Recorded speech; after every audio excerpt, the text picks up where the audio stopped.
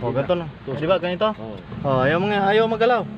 Ang ginawa, sinundot sa shift lock dito para gumalaw. Neutral para man-neutral. Sinundot sa shift lock para ma-neutral. Tsaka nila hinatak. Ay na, ayaw, walang check engine, oh. On mo. Oh, walang check engine. Hindi po yun, under po lang ang redondo. Puro lang siya redondo.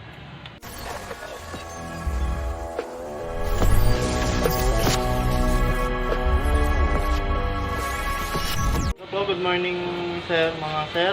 Dito po tayo sa 777 ulit, si Emon. Yun po, meron pong dinala si sir. Sir, kayo naman dyan. Ayan, from El Pueblo. Ito po kanya CRV, tumirik po sa NLEX. Ngayon nangyari, tumigas yung kanyang preno, ayaw magalaw ng yung shifter, ayaw magalaw. Ngayon, ang nangyari, minarigla ko siya, kung lumalagitik doon sa ilalim. Ngayon, in-start naman namin, nag-okay siya. Nag-okay siya sa diagnostic trouble code, sa scanner, wala naman siyang trouble code na pinasa. Ngayon, tingnan namin kung itong relay na itong problema. Kapag ito, tinanggal ko, walang check engine doon eh. Kumbaga, main supply siya ng computer box. Kaya, Gen 2 po ito, Gen 2 na. Tingnan po natin kung mag-okay siya. Pero sa tingin ko ito eh. Ito po problema, kaya pabibili natin si sir. Sige po. Pumantar po yung makina ngayon. Scan natin sa LBD to, sa engine po niya.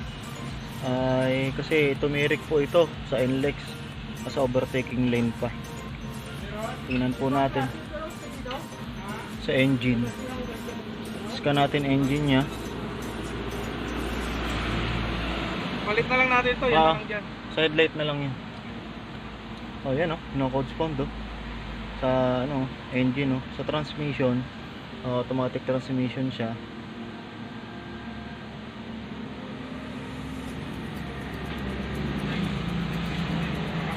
Oh, no code spawn din. Look the above. Walang trouble code. Kahit po is kanila, wala po silang mababasa. Hindi po sila makakapasok sa ECU. Sa system kasi nga po walang supply. Ngayon, okay na? Okay na. Nakatakot ulit tumakbo. Kapa na ako. Natapat lang yung talaga na laki ng binayad mo. Wala akong choice. Hugutin ko po yung relay na nagloko. Hugutin ko po yung relay na nagloko. Tingnan niyo po, mamamatay RPM niya. Sa index towing. Ayun mamatay. Mamatay siya. Tapos ang nangyari kay sir, nangyari sa kanya, ganito. Diba, nagdadrive siya sa NLEX. Nagdadrive siya sa NLEX diba? Nung nagloko yung relay na yon, tingnan yung mangyayari tingnan po yung mangyayari. Apakan ko yung preno ayun, tumigas yung preno, tapos hindi po ito magagalaw. Ayan ayaw gumalaw. Ganito ba nangyari sa inyo sir? Ganito na. Diba ganito? Ayaw magalaw. Ang ginawa, sinundot sa shift lock dito para gumalaw. Neutral para man-neutral. Sinundot sa shift lock para ma-neutral. Tsaka nila hinatak. Ay na, ayaw, walang check engine on mo. Walang check engine. Hindi po yun, under po lang ang redondo. Puro lang siya redondo. Tapos pag in-scan ho natin yan, hindi yan makakapasok sa system. Hindi yan makakapasok sa system.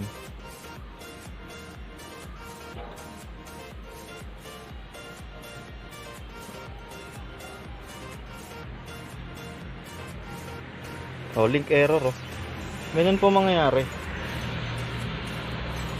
Link error yan, ganyan po mangyayari. Kahit pina-scan po ito ni sir doon, hindi po yan mai-scan.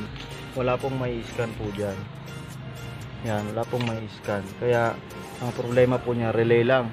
Relay na nagkakahalagang 150 versus 5,000.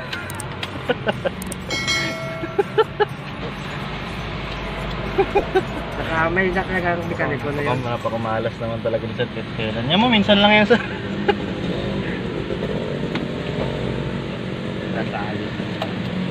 Okay na? Hindi na.